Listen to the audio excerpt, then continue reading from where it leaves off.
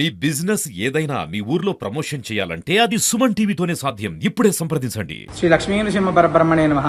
మనం ప్రపంచవ్యాప్తంగా నేడు హిందూ సమాజం అంతా కూడా తీవ్రమైనటువంటి బాధలో ఉన్నటువంటి సమయం ఇది. తిరుమల శ్రీనివాసుడి విషయంలో అపవిత్రత జరిగింది అనేటువంటి భావనని వేలాది గుండెలు, లక్షలాది గుండెలు కూడా జీర్ణించుకోలేనటువంటి పరిస్థితి మనం చూస్తున్నాం. కలవు వెంకటనాజక అని చెప్పి ఈ కలియుగానికి అంతా కూడా భగవంతుడు అధిపతి అని చెప్తారు.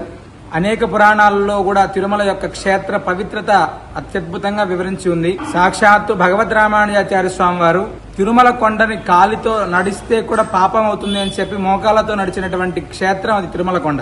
ఎంతో మంది ఆళ్వార్లు ఈ క్షేత్రాన్ని అంటే కాళ్ళతో తొక్కడం ద్వారా ఆ యొక్క క్షేత్ర మహత్యం తగ్గుతుంది అని చెప్పి, వైభవం తగ్గుతుంది అని చెప్పి కింద నుంచి తిరుపతి నుంచి మంగళాశాసనం చేసినటువంటి ఆళ్వార్లు. అంత గొప్ప చరిత్ర కలిగినటువంటి తిరుమల అనగానే ప్రతి ఒక్కరికి గుర్తొచ్చేటువంటిది లడ్డూ ప్రసాదం. శ్రీనివాసుడికి, శ్రీదేవి భూదేవికి విశేషమైనటువంటి ప్రసాద నివేదనల్లో అత్యంత ఇష్టమైనటువంటి ప్రసాదం కూడా లడ్డూ అని చెప్తారు. అలాంటి లడ్డూ ప్రసాదంలో ఈనాడు మనం కల్తీ జరిగింది అని చెప్పి ల్యాబ్ రిపోర్ట్లు రావడం ద్వారా ఆంధ్రప్రదేశ్ ప్రభుత్వం దాన్ని బయటికి పెట్టడం ద్వారా కోట్లాది గుండెలు ఈనాడు నిజంగా కూడా ఇలాంటి అపచారం సాధారణంగా మన హిందూ సమాజంలో ఉండేటువంటి దాంట్లో ఎవరైనా మాంసాహారం తీసుకుంటేనే ఆలయానికి వెళ్లరు సాధారణంగా. లేదా తిరుమల శ్రీనివాసుడి కోసం ప్రత్యేకంగా శనివారం కూడా భగవంతుడికి ఎలాంటి అంటే మాంసం తీసుకోకుండా, మద్యం తీసుకోకుండా ఉండేటువంటి కుటుంబాలు ఇప్పటికీ కూడా కొన్ని లక్షలాది కుటుంబాలు ఆ నియమాన్ని పాటిస్తాయి. ఇవన్నీ కూడా అంటే సాధారణ ఎందుకు మర్చిపోయారా, లేకపోతే హిందువులు ఏం చేసినా పర్లేదు, హిందువులు అందరూ కూడా ఊరికే ఉంటారు అంటే ఇలాంటివి ఎన్ని జరిగినా కూడా హిందువులు స్పందించరు అనేటువంటి భావనలో ఉన్నారా నిజంగా తెలియట్లేదు. నిజంగా ఇది నిజమైతే తక్షణం కేంద్ర ప్రభుత్వం ఖచ్చితంగా ఇలా ఎవరు చేశారు, అసలు దీనికి వెనక్కి జరిగినటువంటి కుట్ర ఏంటి, హిందూ సమాజంలో ఇది చాలా తీవ్రమైనటువంటి సమస్య. ఇప్పుడు కూడా హిందువులు మాట్లాడకపోతే ఇది కూడా రాజకీయ అంశంగా దయచేసి ఎవరు చూడొద్దు.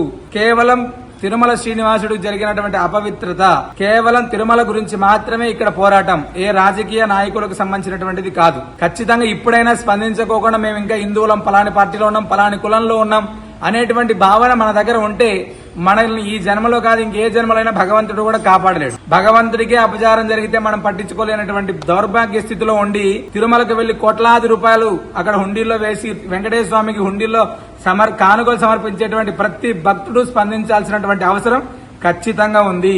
ఎందుకంటే మన అందరం కూడా ఎంతో భక్తితోటి తిరుమల కొండకు వెళ్లి అక్కడ ఆనంద నిలయాన్ని చూడగానే తన్మయత్వంతో మురిసిపోయేటువంటి మనం ఈనాడు ఆ బాధని చాలా దారుణంగా ఇబ్బంది పడుతున్నాం.